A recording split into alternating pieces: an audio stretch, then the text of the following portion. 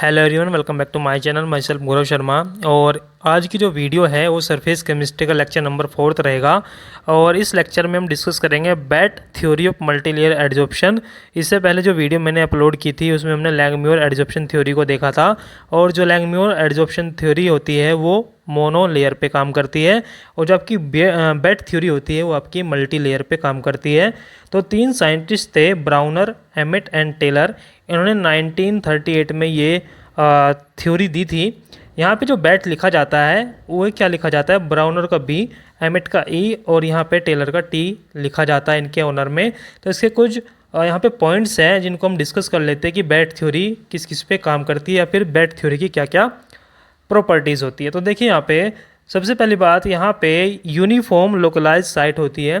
इसका मतलब ये है कि जो आपके यहाँ पे एडजॉर्प्शन होने वाला है जिन साइट के ऊपर वो यूनिफॉर्म होती है और वो लोकलाइज साइट होती है। जैसे कि इसमें आप देख सकते हैं ये कोई सरफेस एरिया है किसी सॉलिड का या लिक्विड का, तो इस पे जो साइट्स होती है वो यूनिफॉर्म होती है और लोकलाइज होती है। दूसरा जो अगर हम पॉइंट देखें यहाँ पे, तो जो एडजॉर्प्शन होता है at one side does not affect adsorption at another side. अगर यहाँ पे कोई एडजॉर्प्शन हो रहा है पहली साइट पे, सपोज कीजिए यहाँ पे कोई एडजॉर्प्शन हुआ इस साइट पे, तो ये किसी दूसरे वाले को अफेक्ट नहीं करेगा। यहाँ पे एक अलग एडजॉर्प्शन होगा, वहाँ पे अलग एडजॉर्प्शन होगा। ऐसा नहीं होगा कि अगर यहाँ पे एडजॉर्प्शन हो गया है तो ये इस वाले को अफेक्ट करने वाला है। सब जगह पे जो एडजॉर्प्शन होगा वो यूनिफॉर्म होने वाला है। अगर हम तीसरी बात करें, तीसरे पॉइंट देखें, तो यहाँ पे जो मल्टी लेयर बनती है, यहाँ पे क्या होती है, मल्टी लेयर्स बनती है।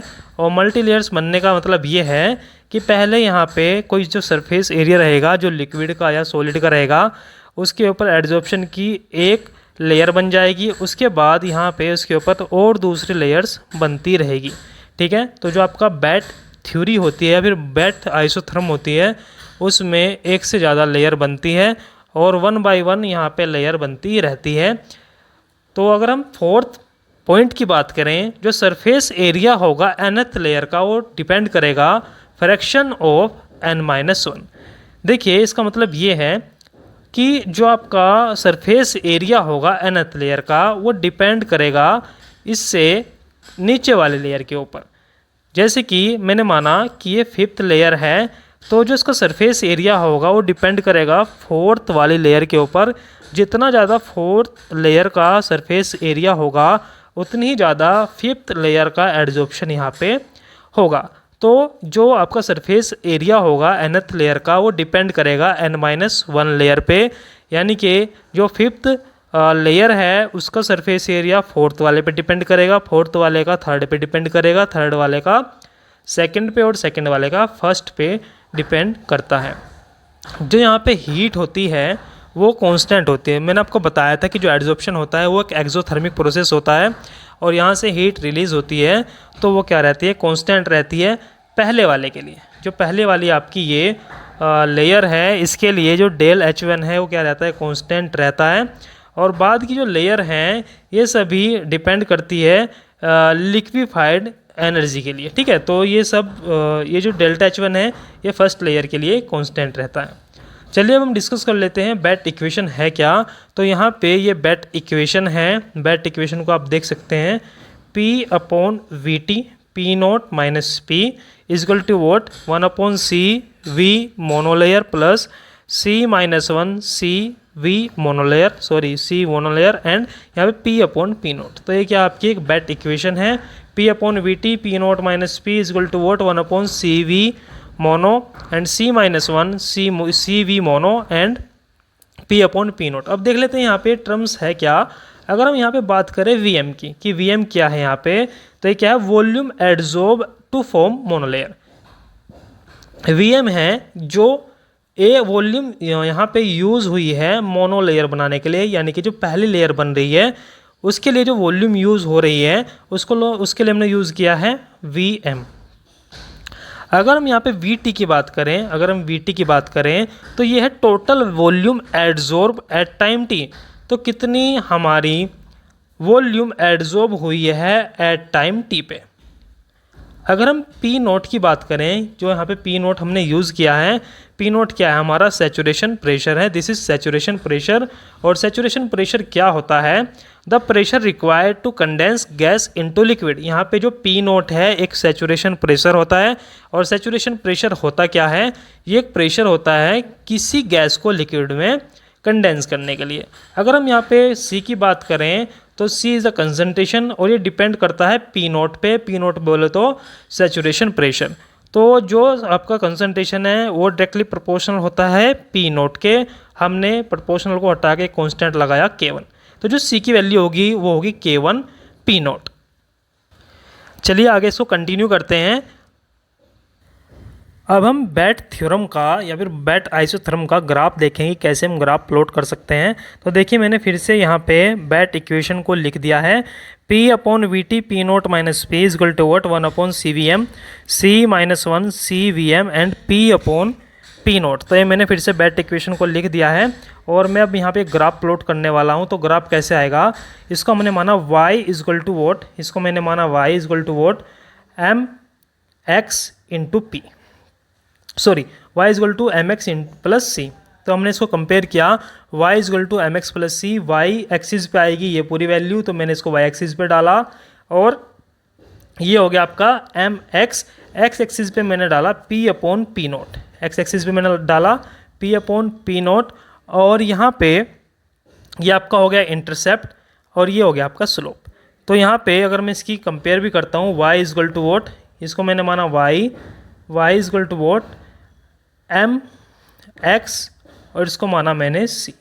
तो ये आपका हो गया इंटरसेप्ट, ये हो गया आपका स्लोप, ये आपका आएगा एक्सिस एक्स एक्सिस पे, ये आएगा आपका वाई एक्सिस पे। तो इस तरह से ये ग्राफ आ गया है।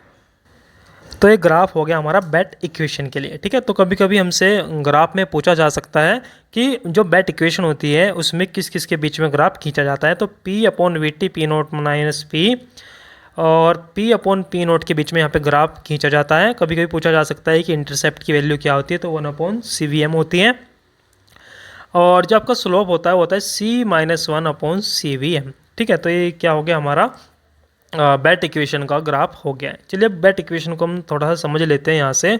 देखिए स्टार्टिंग में कोई गैसियस मॉलिक्यूल रहे और वो किसी साइट के ऊपर आकर एडजॉर्ब होने वाले हैं। तो मैंने इसको माना K1, तो ये बन गया आपका GS, ठीक है। जैसे मैंने आपको कल लैंगम्यूर आइसोथर्म में मैंने आपको समझाया था कि कैसे एडजॉर्प्शन होता है। अब कोई दूसरा जो मोनोलेयर बनने वाली है, मोनोलेयर के ऊपर जो सेकंड लेयर बनने वाली है, देखिए ये तो बन गई आपकी मोनोलेयर और उसके ऊपर फिर से कोई गैसेस मॉलिक्यूल आए जिससे बन गया G2S और इसके लिए रेट हमने K2 रखा। अब दूसरी जो लेयर है वो G2S बन गई, उसमें फिर से कोई गैसेस मॉलिक्यूल आके उसके ऊपर एडजॉर्ब होने लगे तो रेट आया K3, ये बन जाएगा G3S। और ऐसे ही जो लास्ट वाली nth लेयर होगी उसके लिए हम यूज़ करेंगे Gn-1 और यहाँ पे कोई साइट रहेगी, सॉरी ये यहाँ पे हमने लिया और कोई गैसेस मॉलिक्यूल यहाँ पे आके इसके ऊपर एडजॉर्ब हो जाएगा तो ये बन जाएगा GNS। तो ये सब क्या है, एक प्रोसेस है मल्टी लेयर बनने का लिए। ये मोनोलेयर के लिए, इसके ऊपर लेयर के लिए, फिर उसके ऊपर लेयर के लिए और फिर उसके ऊपर लेयर के लिए। तो यहाँ पे क्या बन गई है, एक से ज़्यादा लेयर बन गई है, या फिर हम बोलेंगे कि यहाँ पे मल्टी लेयर्स बन गई है। अब बात कर लेते हैं K1 की वैल्यू क्या रहेगी। तो देखिए K1 की वैल्यू क्या रहेगी, जो आपकी ये जो सरफेस एरिया था पहले, इस पे सपोज़ कीजिए कोई सरफेस एरिया था और इसके ऊपर इतना एडजॉर्प्शन हुआ।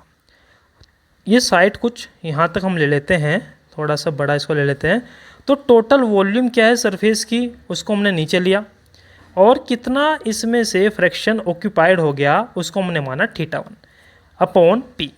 ऐसे ही जब इसके ऊपर कोई सेकंड लेयर आके लगेगी तो उसके लिए हम क्या लेंगे, ये सरफेस एरिया नीचे वाला लिया जाएगा टोटल θ1 और इसके लिए ले लेंगे हम θ2। ऐसे ही फिर एक और लेयर यहाँ पे आएगी, उसके लिए हम ले लेंगे θ3 अपॉन θ2। तो इस तरह से ये इक्वेशन चलती रहेगी। अगर हम nth लेवल के लिए बात करें तो nth लेयर के लिए सबसे लास्ट वाली लेयर हो जाएगी θn और उससे नीचे वाली लेयर हो जाएगी θn-1 इंटू पी।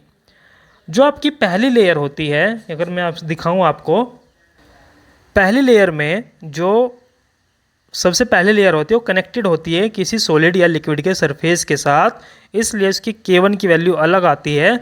लेकिन अगर हम इससे ऊपर वाली गैसियस मॉलिक्यूल की बात करें या फिर लेयर्स की बात करें तो इनका कोई कॉन्टैक्ट नहीं होता है सॉलिड सरफेस के साथ, इसलिए हम ऐसा मानते हैं कि जो K1 K2 K3 K4 ये सब वैल्यू आएंगी Kn तक, ये सब एक जैसी होंगी क्योंकि इनका किसी का भी कॉन्टैक्ट सॉलिड के सरफेस के साथ या फिर लिक्विड के सरफेस के साथ नहीं है, इनका सभी का कॉन्टैक्ट आपस में ही है। तो इनका जो K की वैल्यू आती है वो सेम आती है। तो हम क्या लिख सकते हैं, तो यहाँ पे K2 = K3 = क्या Kn हो सकता है, और इसको हमने माना कि ये K है। ठीक है, जैसे कि मैंने आपको बताया कि यहाँ पे जो K2 K3 K4 और अप टू Kn है वो सभी के सभी क्या हो गए हैं, K के इक्वल हमने मान लिया है, क्योंकि इनका किसी सॉलिड या लिक्विड के सरफेस के साथ क्या नहीं होता है, कनेक्शन नहीं होता है। अब देखिए अगर हम कुछ कंडीशन लगाएं, कंडीशन में देखिए अगर आपकी बैट इक्वेशन में P0 बहुत ज़्यादा हाई हो जाए, किससे, P से, और जबकि कंसंट्रेशन है बहुत ज़्यादा हाई हो जाए, जैसे कि आप जानते हैं कि हमने बताया था आपको कि जो C होता है, कंसंट्रेशन होता है, वो किसके इक्वल होता है, P0 के। तो जैसे जैसे P0 बढ़ेगा वैसे वैसे कंसंट्रेशन भी बढ़ती जाएगी, जैसे जैसे P0 बढ़ेगा कंसंट्रेशन बहुत ज़्यादा हाई हो जाएगी। अगर आपका P0 बहुत ज़्यादा है P से और कंसंट्रेशन बहुत ज़्यादा हाई है तो ऐसा होगा कि जो बैट इक्वेशन होगी वो आपकी लैंगम्यूर एडजॉर्प्शन आइसोथर्म में चेंज हो जाएगी। चलिए देखते हैं कैसे चेंज होती है। देखिए जब P0 बहुत ज़्यादा हाई हो जाएगा P से, तो यहाँ से हम इसको एलिमिनेट कर सकते हैं, और जब यहाँ पे C बहुत ज़्यादा हाई हो जाएगा 1 से, तो 1 को भी यहाँ से हम एलिमिनेट कर सकते हैं। तो यहाँ पे बन जाएगा P/VT P0, और यहाँ पे बन जाएगा C/CVM, और C से C क्या हो जाएगा, कैंसल आउट हो जाएगा। तो देखिए हमें क्या मिलेगा, तो हमें देखने को मिलेगा P/V एडजॉर्प्शन P0, और ये हो जाएगा आपका 1/CM, C से C कैंसिल हो गया तो 1/VM P/P0। और हमें पता है कि जो C की वैल्यू है वो है K1 P0। तो हम क्या करते हैं, जहाँ जहाँ पे हमें यहाँ पे इस इक्वेशन में C देखने को मिल रहा है वहाँ पे हम क्या लिख देते हैं, K1 P0 लिख देते हैं। तो हमने इसको लिखा है, यहाँ पे C की जगह हमने लिखा है K1 P0, और बाकी ऐसे के ऐसे ही है। अब मैं क्या करता हूँ कि दोनों तरफ VM P/P एंड P0 से मैंने दोनों तरफ क्या कर देता हूँ, मल्टीप्लाई कर देता हूँ। जैसे इसको मल्टीप्लाई करूँगा तो देखो मैंने इस साइड भी मल्टीप्लाई कर दी, यहाँ पे मल्टीप्लाई कर दी, और यहाँ पे मैंने इसको मल्टीप्लाई कर दिया। अब इससे क्या होगा कि P0 से P0 कैंसिल हो जाएगा, इस P से P कैंसिल हो जाएगा, इस P0 VM से P0 VM कैंसिल हो जाएगा, और यहाँ पे इस P0 VM से पूरा कैंसिल, और इससे ये पूरा कैंसिल। यहाँ पे आएगा 1, तो यहाँ पे आ गया 1, और यहाँ पे बचा मेरा K1P, तो मैंने K1P लिखा। यहाँ पे मेरे को मिला VM/V एडजॉर्प्शन, और हम जानते हैं कल मैंने लैंगम्यूर में आपको बताया था 1/θ = क्या, VM/V एडजॉर्प्शन। तो हम यहाँ क्या लिख सकते हैं, VM/V AD के नीचे की जगह हम क्या लिख सकते हैं, 1/θ लिख सकते हैं। तो मेरे पास ये इक्वेशन आ गई 1/θ = 1/K1P + 1। इसकी मल्टीप्लाई मैंने इधर की तो मेरे पास कुछ इस तरह का इक्वेशन आ गया है। अब मैंने क्या किया, इन दोनों को दोनों तरफ रिवर्स कर दिया। जैसे रिवर्स करूँगा तो थीटा ऊपर चला जाएगा, ऐसे ही K1P ऊपर चला जाएगा, और ये पूरी टर्म नीचे आ जाएगी। तो देखिए ये जो इक्वेशन आई ये कुछ लैंगम्यूर टाइप की इक्वेशन है। जैसे कि कल मैंने आपको बताया था कि लैंगम्यूर इक्वेशन हमने कैसे लिखी थी, θ = Kp और 1 + Kp। ये क्या थी, आपकी लैंगम्यूर इक्वेशन थी। तो अगर आपकी बैट इक्वेशन में P0 की वैल्यू बहुत ज़्यादा हाई हो जाए और कंसंट्रेशन की वैल्यू बहुत ज़्यादा हाई हो जाए, तो अब आपकी लैंगम्यूर आइसोथर्म में ये चेंज हो जाती है। बैट इक्वेशन आपकी लैंगम्यूर आइसोथर्म में चेंज हो जाती है। तो ये थी आपकी बैट इक्वेशन। और अगर आपको ये वीडियो अच्छा लगा है तो प्लीज़ वीडियो को लाइक कीजिए, शेयर कीजिए, और आने वाली सभी वीडियो के लिए चैनल को सब्सक्राइब कर लीजिए। So thanks for watching, good luck.